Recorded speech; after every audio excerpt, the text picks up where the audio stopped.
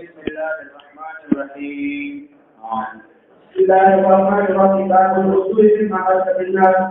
باب الوضوء باب دې په بیان د اوداسه کې مما مسد النار د هغه سینا چې کوم اور مسد یو شی په اور باندې ګرم شي اور مسکی آیا په دې باندې اودس کول دا جائز دی د دینه پورا کو کې د دینه بعد اودس کې او که اودس دا باندې امام مسلم رحمه الله په دې باب کې اول هغه احادیث ذکر کړی دي چې کوم احادیث په وضو مما مسد النار دا راغلي هغه نو ورسته د امام مسلم رحمه الله هغه حدیث نقل کړي چې هغه کې ترک الوضو مما مسد النار راغلي نو امام مسلم رحمه الله ګویا کې اشاره کوي چې دا وضو دا منسوخ دی دا عادت د امام مسلم رحمه الله دی د امام مسلم رحمه الله نه ما سوا د نور ائمه د حدیث د هغه دا عادت دی چې اول هغه حدیث ذکر کوي چې کوم منسوخ وي هغه نه بعد به هغه حدیث ذکر کوي چې هغه د دې لپاره ناسخ وي نو دا ذکر کوي وضو مما مسد النار تاسو ویلو نو په دې کې اختلاف دی چې آیا اودس کړه دا شی چې هغه په اور باندې ګرم شوی وي هغه اخري نو هغه نه بعد به اودس کوي څنګه جمهور علما سلفا و خلفا هغه دا وایي چې وضو په اصل د مما مسد النار په دې باندې ماتيږي نه دې کې صحابه او خلفای راشدین دې سلور او عبد الله بن مسعود رضی الله عنه بلکې دا چې وایي چې جمهور صحابه کرام تابعینو کې امام مالک رحمه الله امام ابو حنیفه رحمه الله امام شافعی امام احمد رحمه الله اسحاق ابن راویه بلکې جمهور تابعین هغه د دې قائل دي چې وضو مما مسد النار دا نشته یو جماعت او یو طائفه د علماو هغه د دې قائل دي چې وضو شرعي د مانده د پاره په اصل د مما مسد النار باندې دا شته دا د عمر بن عبد العزيز رحمه الله د حسن بصری رحمه الله د امام زهری د علاوه د دې مسلک او د مبد د دې د لپاره حجت او دلیل هغه حدیث دی چې کوم احادیث کې وضو مما مسد النار دا راغلي جمهور علما دې د لپاره دلیل هغه احادیث دي چې کوم کې ترک الوضو مما مسد النار دا راغلي امام مسلم رحمه الله هم د احادیث دا ذکر کړی دي د دې نه ما سوا نور کتابونو احادیث دا ذکر کړی دي کوم روایتو کې چې وضو مما مسد النار راغلي جمهور د هغه نه دا جواب ذکر کوي یو جواب دا کوي چې دا منسوخ دی ناسخ دی د پر حدیث د جابر رضی الله تعالی عنہ له کان اخر الامرين من رسول الله صلی الله علیه وسلم ترک الوضوء مما مسد النار دا صحیح حدیث دی امام ابو داود روایت کړی امام نسائی روایت کړی د دې نه ما سوا نور سنن روایت کړی او په صحیح سند باندې دا ثابت دویم جواب دا کوي چې د وضو نه راغله ځتا وضو نه هغه وضو لغوي مراد ده غسل الكف والكفين دا ته مراد خدای اختلاف کې له صحابه د باقي ائمه په مابین کې راغله دي دا اختلاف په سطر اول کې په ابتدا کې دا اختلاف هغه نه بعد اجماع د امت راغله په دی باندې چې ترک الوضوء مما مسد النار هغه نه بعد په دی باندې اجماع راغله دا د ټولو علماء سلفا و خلفا هغه د متقدمین او متأخرین د ټولو په دې اجماع ده چې وسترک الوضوء مما مسد النار دا وایي وفي قال حدثنا ابو بكر بن جابر الا ما حدثنا عن ما حدثنا غير خالد قال عليه الشهاد عن مالك النبي ابي بكر دا اخبرني عبد الملك دا عبد الملك ابن ابي بكر جدی په دې باندې بعض مسعود ابن حذا کې هغه کې جدی په دې باندې عبد الله ابن ابي بکر دا راغلی دا عبد الله په دې د عبد الملک باندې دا ګرځول او ابو علي رحمه الله وایي چې حق دا دی چې دا عبد الملک دی جلودی روایت هم عبد الملک اندار راغلی نسخه د ابي زكريا کې د ابن ماهان راغلی هغه کې عبد الملک دا راغلی زبيدي د زهري روایت کړي هغه عبد الملک ابن ابي بکر دا راغلی دا د عبد الله ابن ابي بکر د ابي داوود نو صحیح دا چې د عبد الملک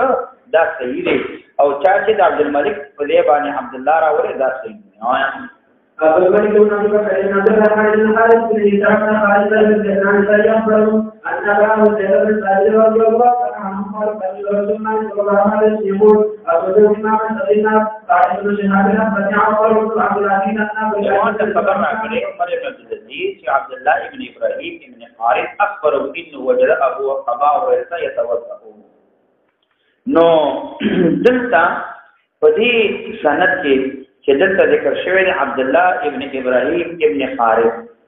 خو یو روایت چې باب الجمعه کی کتاب المسلم روایت نقل کړی روایت د ابن جریج سره راغلی، هغه کې ابراهيم ابن عبد الله ابن حارث پلار دلته هغه ابراهيم دی التقلار عبد الله. نو حفاظ دا دوه قول نقل کړی دي، په هر یو باندې یو جماعت کثیره د علما واغې قول کړي. یو جماعت کثیره د علما وایي چې دا عبد الله ابن ابراهيم ابن حارث دی، یو جماعت دی وینا ابراهيم ابن عبد الله ابن حارث دی. نوایا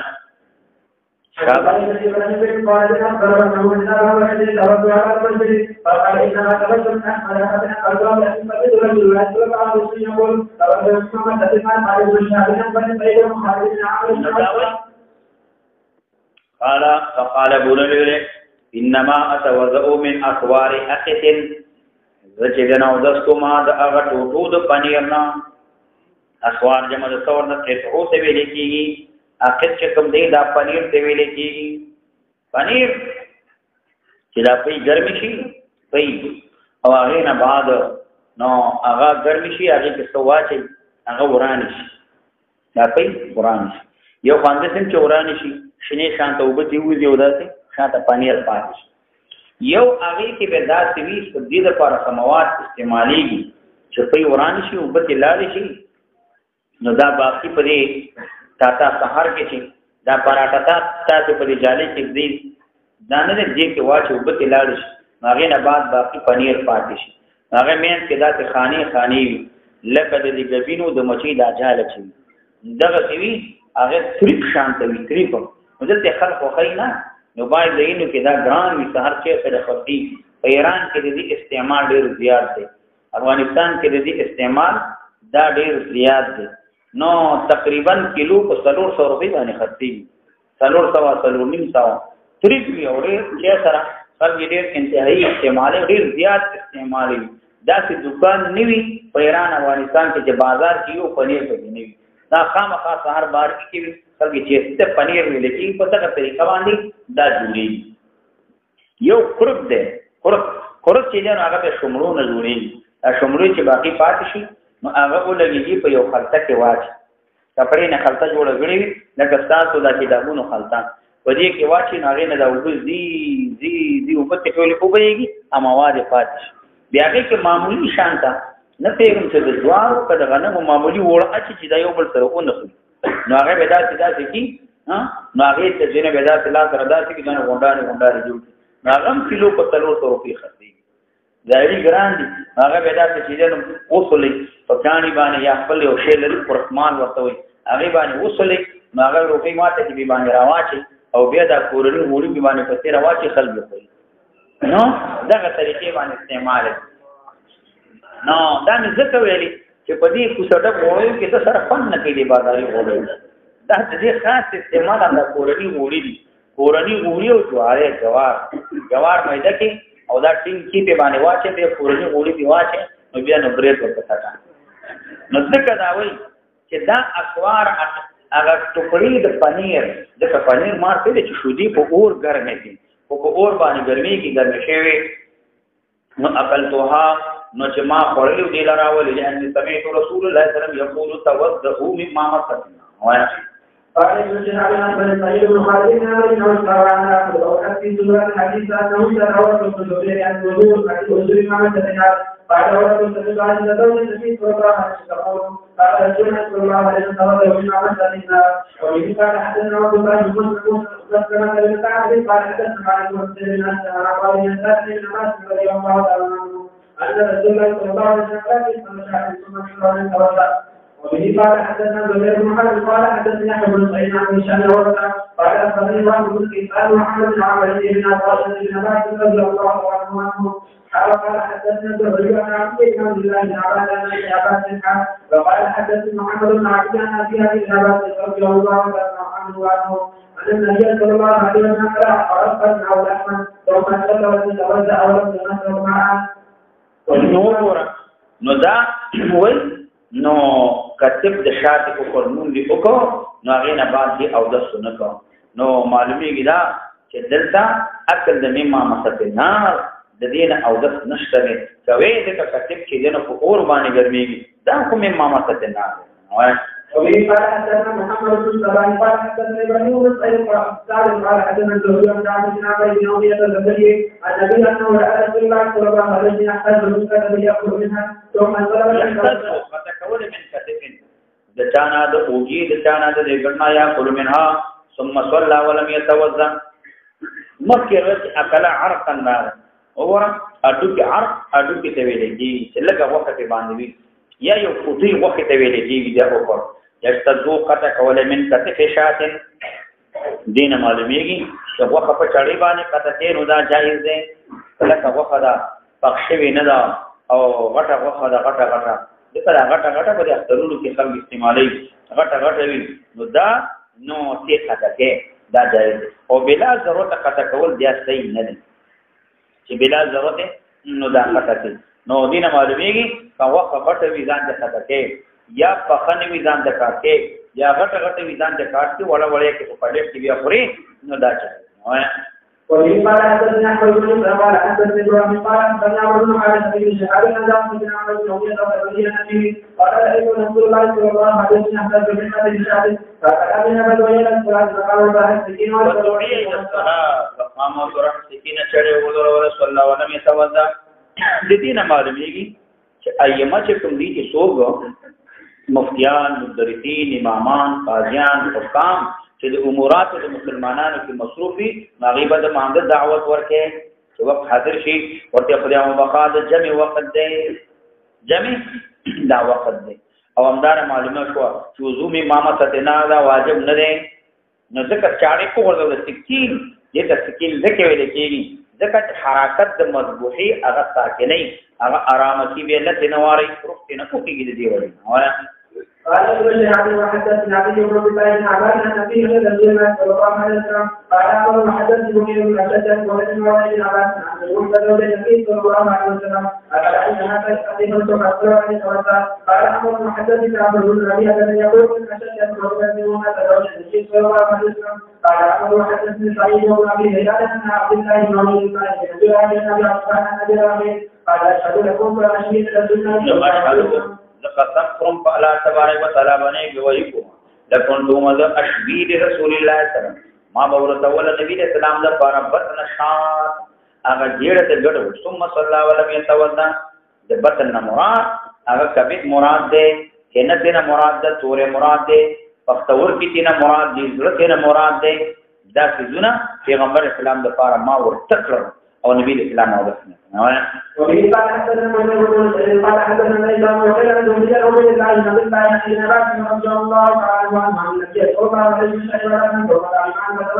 عليه وسلم دا کما د دې لپاره ورته معلومیږي چې د شرب د لبن نو وروسته مستحب یا مزمزه کول یا یو معقول مشروب شی اوس کې مزمزه مستحب ده د لپاره چې بقایا پاتې نشي تاسو خپل کې په حالت د صلات کې البته که مخکې اوس کې هغه نه باندې لاړې کړي چې جب مو به وګرځي خلاص پاش نه پروا نشته او چې پورانه اوس کې دا غي ځای خپل یا پیروي هغه تاسو له غاښونو دې د چې دنه پاتې کیږي نو چې پاتې کیږي نو خلاص دې نو هغه څنګه لکه خلاص جو واچو وی پروا هغه نه بعد داتوي یا تیر اوس دې نه معلومیږي چې پیغمبر علیه السلام هغه مزمزه وکړه د ایمان وقاله علت ورته ان له دسما د دې لپاره چې دنه دا ورده نه دې وجنه دا مستحب او د دې نه دا معلومه شو چې دلته نبی رسول الله سلام چې دینو نو د دې استعمال نو ورستا کدا چې یو سیز وی دې نه ما سوا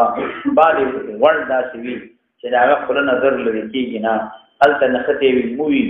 داسې پوټې د غوښې وي هر شی چې وي هغې دپاره خوله کنګالول چې خوله کې اوبه واچې نو دا مستحب دی چې د هغې اثرات لاړ شي مانده کې لکه پوت ته صرف فورا چې روټۍ وخورئ نو هغې نه بعد مانده باندې ودرېږي نو ژبه به خورئ کله به یو طرف ته وایي کله بل طرف لکه هغه پوټې نښتې وي چې غړغړه وکړي خوله کې اوبه واچې نو دا دی چې د دې نه به محفوظ نه وایم وبه قال حدثني احمد بن عيسى قال حدثني ابراهيم بن سعد واخبرنا عمرو قال حدثني زهير بن حرب قال حدثني احمد بن سعيد الانصاري قال حدثني حرب بن يحيى قال قال حدثني يوسف بن شهاب بن وقيل الزهري بن وبه قال حدثني علي بن حسين قال حدثني اسماعيل بن جعفر قال حدثنا محمد بن عمرو بن عبد الله رضي الله عنه أن رسول الله صلى الله عليه وسلم عليه فرجعه ثم أرد فرقه برجال وحكم ولكن قال ثم قال لنا ثم الماء وله قال حدثنا أبو بكر قال حدثنا أبو بكر عن وليد بن قال حدثنا محمد بن عمرو بن عبد قال رسول الله صلى الله عليه وسلم قال الحديث من حديثنا حتى وفيه عن ابن عباس شهد ذلك في كذلك ابن عباس شهد ذلك من النبي صلى الله عليه وسلم وقال صلى ولم يقل بالناس دې کې اشاره دې کوي چې اول روایت عن ابن عباس راغلی ان النبي صلی الله علیه وسلم جمع ثيابه هغه کې دانو چې ابن عباس دا کې ځینې دې وکنه ولې احتمال لري چې دې وي احتمال لري چې اورېدلې وي د بل چانه په دې تقدیر باندې چې دې د بل چانه اورېدلې وي دا مرسل صحابي دی او مرسل صحابي باندې ابو اسحاق الفرائی نو هغه چې نو دا وي قابل د حجت دانه دی اگر ته جمهور قولدار چې قابل د حجت دی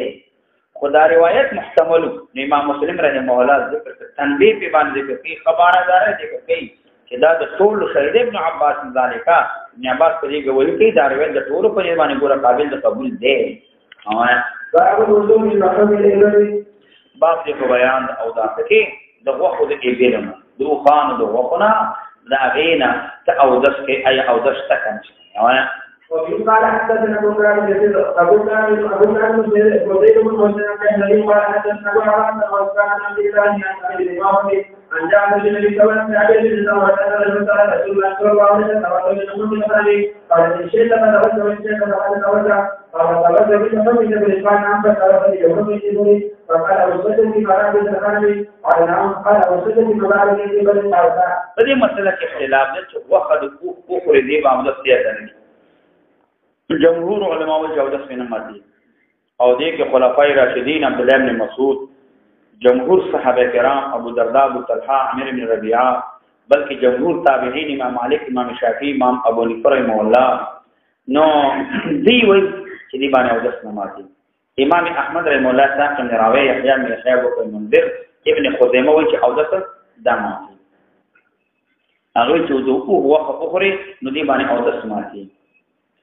دې لپاره دلیل د حدیث د باب چې نعم او نبی رسول الله تاسو یې فتوض من لحوم الابل دویم روایت دې لپاره دلیل د بارے ابن عازم رضی الله عنه روایت دی چې نبی رسول الله تاسو شو عن الوضوء من لحوم الابل وامر به نبی رسول الله امام احمد بن حنبل اسحاق بن راوی دا دوه حدیثه دا صحیح حدیث دی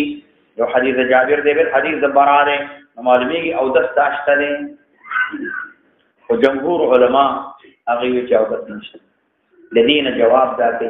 دې لپاره دلیل هغه حدیث جابر رضی الله عنه ده کان اخر الامرين من رسول الله صلی الله علیه وسلم ترک الوضوء مما فتنا لیکن دا حدیث راغله دا عام ده او حدیث د وضوء من لحم الابل دا خاص ده خاص مقدم دی بجاوانه په عام باندې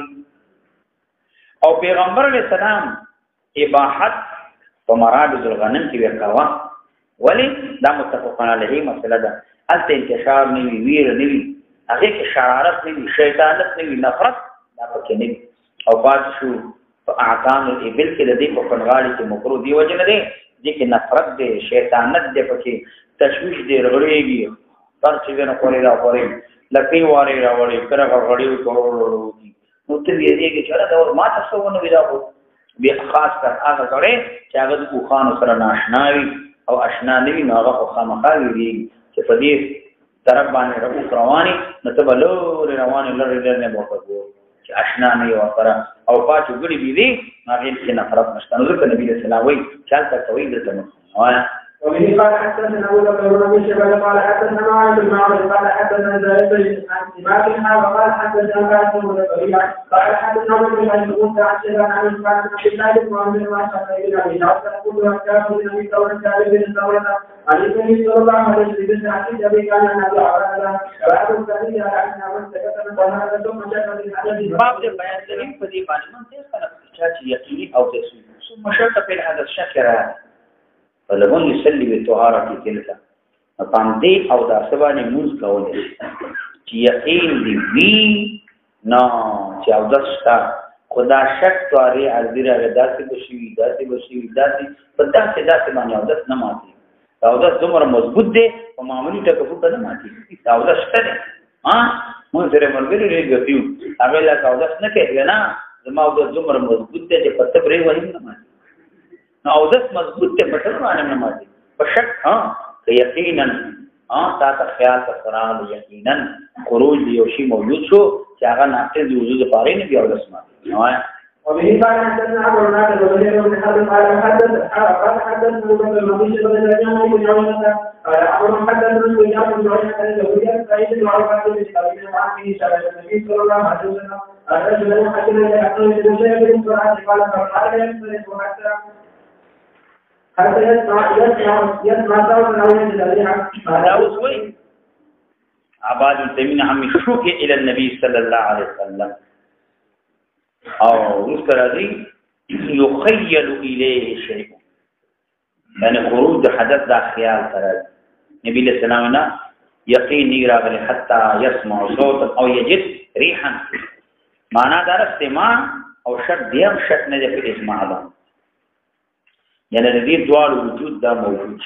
سماع شد نه ده بلي ولي ځکه یو سره هغه کوم دیوانو لري شمم شرط نه دی ځکه دا غي هغه خراب ده شامه خراب ده نو بیا نه معنا دا چې یقین دا موجود دې حدیث نه دا معلومیږي چې اشیاء يحكم ببقائها على اصولها حکم بکې اشیاء چې دا په خپل اصل باندې دا باقی پاتې تر څو چې دا خلاف نه وي یقینا دا تاری عرضی شک چې پیرادي په دې باندې دا او دستا ماتيږي نه یو سړی طهارت یقیني دی شک راغی په حدث کې حکم ببقای علی الطهاره حکم کوا چې دې دا او دس دا باقی پاتې په دې باندې او دس دا ماتيږي نه برابر خبر ده کدا شک د مانده کې راغلی یا بهر د مانده راغلی جمهور علما ده امام مالک رحمه الله نه دوه روایت راغلی یو روایتدار به کشک دراغه خارج د ماندنه او د لازمي کشک د کومانده کراږي او د معنا نه چې بار ماندنه شک راځي د دغه په اوس چې مانده کې شک راځي نو کټه کې دی او د کې نو دا او امام شافعي رحمه الله نو هغه دا وایي چې او د احتیاطاً دا مستحب دی او کچې ته او د وګ احتیاطاً او بیا شک یو نو دینه بریده بیا او د څوک بیا شک چاره کې دي شي یاره کې دي شي نو دا بیا دینه دا بری او دا بل دی باندې حسن بصری رحمه الله یو وجه شاد هغه دراغره ده او چې او د په هر حال کې په دې باندې داله ولیکن جمهور علماوی په شک باندې چې تواری عرضی راغلی او د نقصان دا رسېږي نه ته احتیاطاً یو سړی او د کې دا مستحب او که یو سړی یقین د حدث چې بیا د څه شي خو شک په طهارت کې وي نو او د به اجماع لازم په دې باندې اجماع ولی ځکه چې او باندې حکم به بقایها کول شي او د حدث موجود دی ودلته د طهارت کې باندې تواری عرضی دار او کسړی یقین په دې باندې چې یار استمر چې راوخت ما خو ساره او دس کړو سوچ وکړ نو هغه نه با چې زه پودا سم نو کبي او دس خو لیکن ما او دس وکړو اوس راته پته نشته چې اول مې او دس وکړو بیا مې او دس مات کړ کاول مې او دس مات کړ بیا مې او دس پته شته نه اوس کچې ته دا سری چې قبل طلوع الشمس دا سره د دینه خبر نو په څنګه حال څنګه او دس په باندې لازم او کچې ته حال ورته معلومو حال ورته هغه معلوم کیار زما اول او دس وو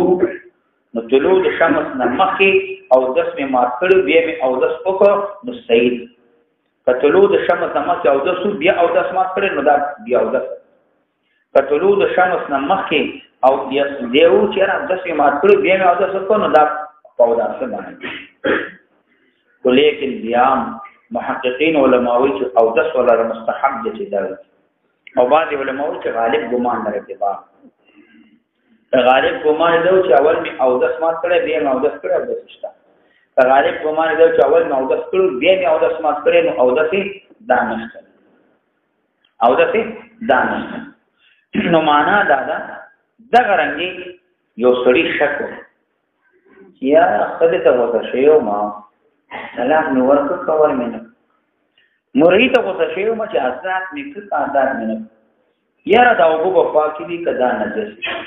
یاره دا جامه په پاکي کدا نجس شک یو یاره دا ترکاری په پاکي کدا نجس دا روټي په پاکي کدا نجس یا شک او یاره مون می وکړو په تنګي چې ډیر کار کوي او کا سرور کار کوي یاره دا کو سجده مې وکړو نو دا سوچ فکر کلا چې پټو تنه لګي چې دا کو سجده مې وکړو یاره مون می خو وکړو د نیت می سره کنو روزه دی ول ولانیت می ترڅو کنه زکات ورته مال مخکینیت کړو کنه چې دا زکات پیسې دا ما کړو کنه کړو په دې کې شک او د څه وکړه یاره ما د نیت کړو کنه چې ما شافعي دې مذهب باندې یا اعتکاف راوخلا نو دا ټول شکونه اصلي د سلام د نه ور کړی مونږ صحیح کړی روزه نیت دې کړی دا د اعتکاف نیت دې کړی مرید نه دې ادا کړی نو دا تواری عرضی چې شکوک راځي شریعت دې اعتبار نه ځکه شریعت صد دربار ته کدي شک تا شریعت اعتبار ورکی نو ټول رب او د صوبانه مرشي او د سور نشي چېرې کې دې ما ګاډي د پخو چټول کې دې ګاډي نه کوشو م کې دې منډه می اوهل کې دې وړي باندې وختل کې دې لندې کوشل م کې دې یاره وټو خدل م کې دې انت کو سر کې نه سلم کې دې نو دې کې دې په ځا ماته د ټول رب او د صوب ځان مرته او د تدوي الحمدلله شریعت وای دا شکوک او شبهات دې له اثر نشته خبره په یقین باندې بنا ده په دې کې دې تاسو نه ماتي تر څو پر یقین دا راغلی قال أبو بكر وزير محمد بن رواية عبد الله بن مسعود وبه قال حدثني زبير بن حرب قال حدثنا جابر بن سعيد عن أبي هريرة رضي الله عنه قال قال السنة صلى الله عليه وسلم تحضر في بدر الشمس فأشكر عليه أخرج من الجنة حتى لا يخرج من المسجد حتى يسمع ذلك وريحا طيبا ريحا باب طهارة جلود الميتة في الدماء. ما بده بیان طهارت جلود الميتة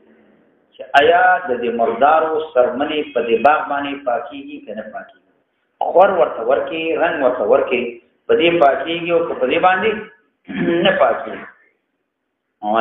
وبه قال حدثنا يحيى بن ابي بكر رضي الله عنه عن ابي هريره عن النبي محمد قال يا ايها الرجال بالجوانب الذين وجدوا عن عبد الله بن عباس رضي الله تعالى عنه قال حدثنا اولاد يقولون الرجال فقد استمر بها رسول الله صلى الله عليه وسلم فقال أنا أخذت بها فأنا أخذت فقالوا به وقالوا إنها ميتون فقال إنما أحمد النبي السلام عليكم دې قرآن تاسو دینه فائدہ اغسطو و سرمن د مردار سرمن وی مېته دا په دې باغت باندې پاتېږي کنه پاتې خور ورته ورکی رنگ ورته ورکی په دې پاتېږي کنه پاتېږي په دې کې اختلاف یو مسلک مذهب د امام شافعي رحمه الله امام شافعي رحمه الله چې په دې باغ باندې ټول سرمن د مردار پاتې چې څومره دي ټول پاتې ما سوا د قلب نه پاتې او د خنزیر سرمن پاتېږي نه او چې د دینه پیدا شوی نو هغه نه پاتې د امام شافعي رحمه الله هغه دا وایي چې د قلب او د دینه ما سوا نور په دې باغ باندې پاتې سرمن ظاهر پاتې باطن دننه پاتې په نرم شي کې استعمال هم جایز دی او کپه وڅ سيزونو کې استعمال هم جایز معنا دا راکړي چې خمریا چې کې په دې کې وبا چې هم راوړل کله کپه دې کې جوار غنم اچي نو هم جایز برابر خبردار سرمن د معقول لحم د غیر فرق نشته د معقول لحم هم جائز دی او که غیر معقول لحم هم دا جائز دا د امام شافعي مولا مسلک دی او د علي کرم الله تعالی وجهه د عبد الله بن مسعود رضی الله عنهما د دې دا مسلک او مسلک دویم مسلک او مذهب دار چې یو شی د جلود نه پاکي جنا په دی باغ مردار فرمنده دا په دی باغ باندې پرنګ باندې په خپل باندې پاکي جنا چې تور تخور ورته ورچی رنگ ورته ورچی دا د حضرت عمر رضی الله عنه د عبد الله بن عمر رضی الله عنه حضرت شیر الانها مشهور مذهب د امام احمد رحمه الله یو روایت د امام مالک رحمه الله درې مسله په مذهب دار چې سرمن دا په دی باغ باندې پاکي جلد معقول لحم پاکي ګړه بي دا غامه نو دا په باندې پاکيږي او خدا په باندې پاکيږي او غیر معقول لحم دا نه پاکيږي نو په دې باندې چې وخت نه خپل کی مثال خر دی نو دا سرمن پاکيږي نه نور غناور دي سباع او بایم دي نو دا پاکيږي نه دا امام اوزاعي ابو ثور اسحاق بن راويه عبد الله بن مبارک دا مسله مذهب څلورم مسله په مذهب دار چې ټول میثات پاکيږي څومره مردار دي تو پاکيږي ما سیوا د خنزیر نه پاکي ولی ځکه خنزیر دانه د سرعین دي د دینه ما سیوا څومره سرمنې دي هغه ته د باغت ورکی خور ورګي نه پدې باندې دا پاکي نو کې دې اسباب وسایل وي هغه نه بعد سيزونه داسې وي په دې غرونو کې یو ونه هغه چې د سرمنې به وي سره فوټو کې هغه به وو چې واچل سرمنې به سره واچول هغه نه بدا رطوبات کې جن لاړ دا وخت مخې دا بلار چې خسر دول ابو راسته شو صفا بشو په سیرې هم ترمن صفا کړ صفا تک تسبینه ترمن دی نه دا پاکي کې ماتوا د خنزیر نه دا مذهب د امام ابو حنیفه رحمه الله پنځم مسلک او مذهب دار چې ټول پاکيږي څومره سرمنې دي ټول پاکيږي لیکن ظاهر پاکيږي باطن نه پاکيږي یا بساتو کې مستعمله وا په رطوباتو کې استعماله و ما منفي باندې کوا مون پکې مکوا منفي باندې کوا مون پکې مکا معنا دا ظاهر پاکيږي باطن نه پاکيږي کتار واچول په تیره کې مون کوا او کدی وا وسنه نه مون پکې نکی لکه ظاهر پاکيږي باطن پاک نه دا امام مالک رحمه الله مسلک او مذهب شپږم مسلک او مذهب دا چې ټول پاکي سپیم پاکيږي خنزیر پاکيږي ظاهر پاکيږي باطن پاکيږي هر څنګه پاکيږي دا د داوود ظاهري هغه مسلک او مذهب دی او یو حکایت د امام یوسف رحمه الله نه هم راغله وو مسلک او مذهب دا دی چې څومره سرمنې د مردار ټول باندې फायदा واخلي جایز دی روا استعمال جایز دی اگر کفر ور نکي رنگ ور نکي نو بیم جایز دی بیم جایز دی او یا بساتو کې استعمال وا او مایعاتو کې استعمال وا دا ساده پروا دی دا د زهري د هغه مسلک او مذهب نو دلته په دې حدیث کې کوم ابن والد ابن عباس نه روایت دي نو دې حدیث نه ظاهر دا معلومیږي چې ظاهر او باطن دواړه پاتې استعمال په مایعاتو کې جایز دی په یادساتو کې هم دا جایز ځکه جلود سرمن نو دا پاکي قومدارنګه چې کوم نجس وي لکه مجوس او ساروي حلال کی مداغي سرمنه په دې باندې پاکيږي د دې په طهارت باندې په دې باغت باندې د دې استعمال په وګو کې په واده کې دا په احادیثو کې دا راغلی امام زهري هغه دلیل پر حدیث باندې نبی رسول الله علی انتفعتم باهابها او کله نه به هغه نه پاتې خور ورنکی رنگ ورنکی صفیانه کې پاک دي ځکه نبی رسول الله علی انتفعتم باهابها نو د باغ ذکر پیغمبر رسول الله سلام ځان نه دی ولیکن موږ امام زهري ته جواب کوو چې دلته په دې احادیثو کې د روایت مطلق راغلی او باقی روایت هغه دال دي په دې باغ چې دې باغ ان دې باغ طهور دې باغ هغه دې پاکوان دې چې دې باغت ورکه رنگ ورکه په هر یو شی باندې جاي هر یو شی باندې چې هغه د فضلات د سرمنې ختم دی باندې وخه واده نه ختم دا ختم کی دا سرمن خیاسته کی سرمن باندې فساد نرادي سرمن خاکیږي نه سرمن وای هغه دانه کوي چې هر شی وي مثال لکه د انار د دې دا سرمن کوټه کې دا استعمال شي او یا خروج ورته وي په دې غرونو کې یو ونه ده هغه ته سیړی وي د دې سیړی په شان ته همرنګ ونه ده نو د هغه دا کوټه کې سرمن چې دا واخلي او وګ کې واچي سرمن ورته واچي په دې باندې صفاتی یا د دې نه ما چې واچي په هر شي باندې دا صفاتی صد دوايان وی په دې باندې مثال صفاتی نو هم دا جائز یا مثال خاور باندې صفاتی یا په مالګ باندې صفاتی یا یې مرته واچي نو وچ شي پړسا نو په دې باندې چې نو به صفاتی خرابېږي نه چې په هر طریقې باندې کو چې د فساد نه دال لري و چې تاسو له صفاګه د دې استعمال په اوبو کې څنګه لري نو دا وی اوبو کې استعمالول شي چې د باغ باندې پاک شو انتفاع په اصل دې کې خلاف نشته د دې سرمن به بیع هم جایز ده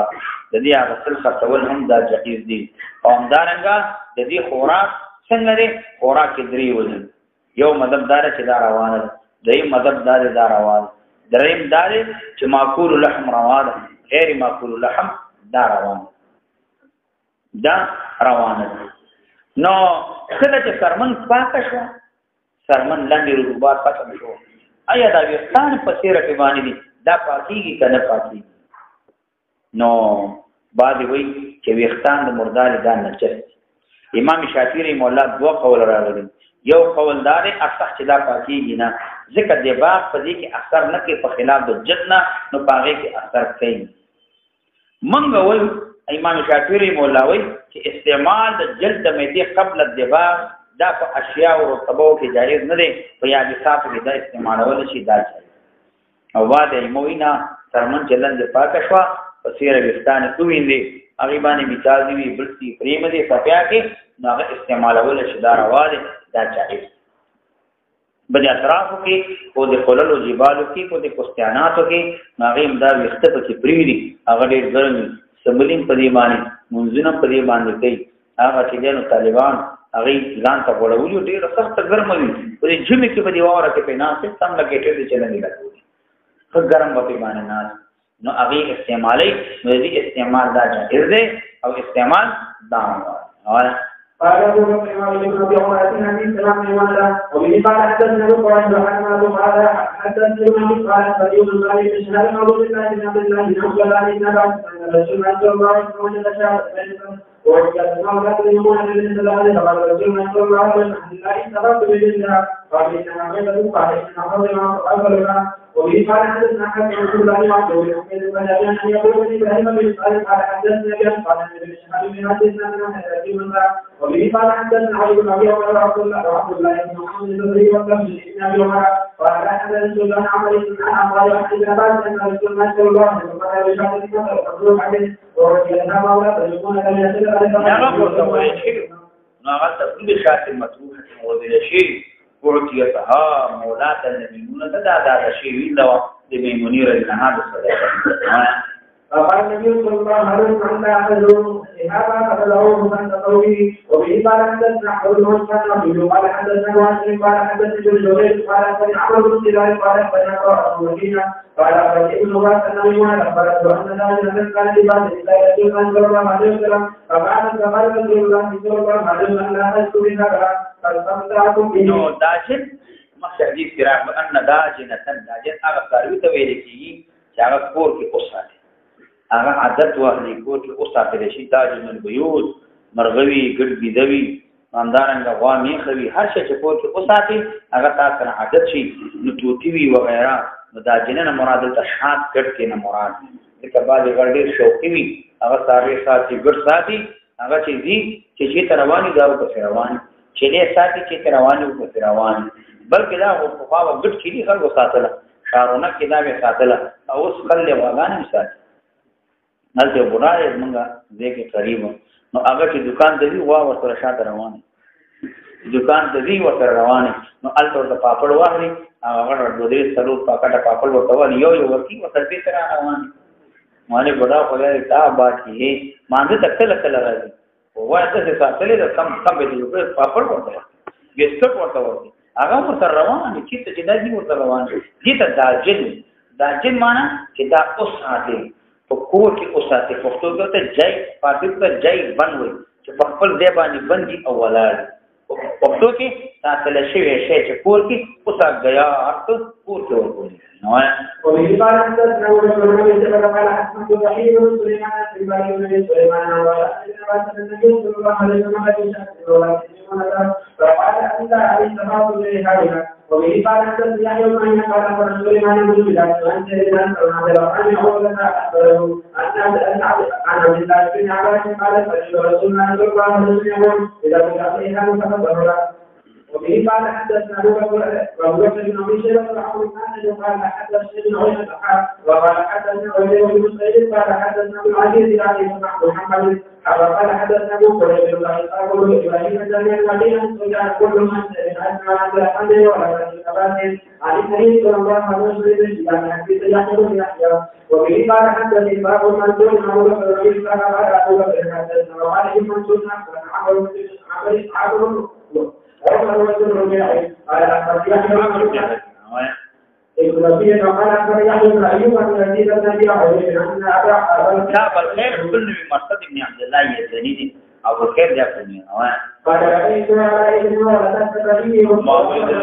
چې دینو ابن والا صاحب سبعی سبعی ورته ویل کېږي دا سبعی منصوب بسوی سبا نسبت سبا ته شوی دی د هغه مسجدن کې فروان ما ولیدل په ابن والی سبعی باندې فروان یو پوسټین می ولیدل نو چې دی هغه ستیو وياتوننا بالسقا او مونږ راته کوله په مش باندې په جیوانی یجعلون فيه الودك دی بغردولې په دې کې واځه هغه واده چې کولی کړي شي ورته ویتلاږي ته ودک وي چې ورته ویتلې شي ونی هغه ته شحم ویل کېږي نو فقال ابن عباس فسألنا رسول الله صلى الله عليه وسلم ذلك معنا دا شک مکوي فقال نبی صلی الله علیه وسلم دی باغه طهور دا جمهور لپاره دلیل دی دی باغ چې کوم دی هغه طهور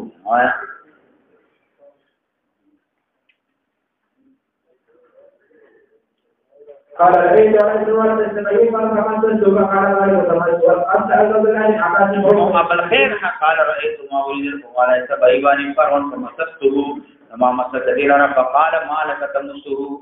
ما لا سو هغه پوښ چې لا کوي معنی دا رضا ته ملا جاو نو فسالتو ما تاسو کړه د عبد الله بن عباس نا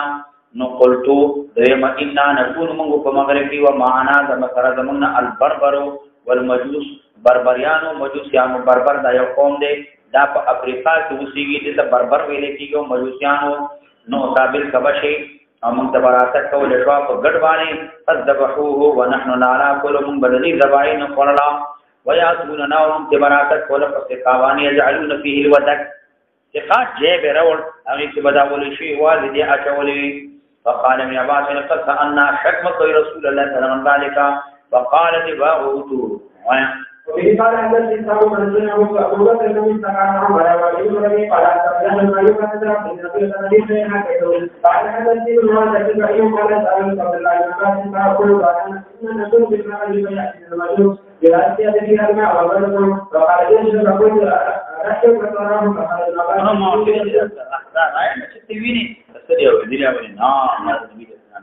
النبات وقال النبات سبيل رسول الله صلى الله عليه وسلم جباه طهوره اللهم صل على سيدنا مبارك وسلم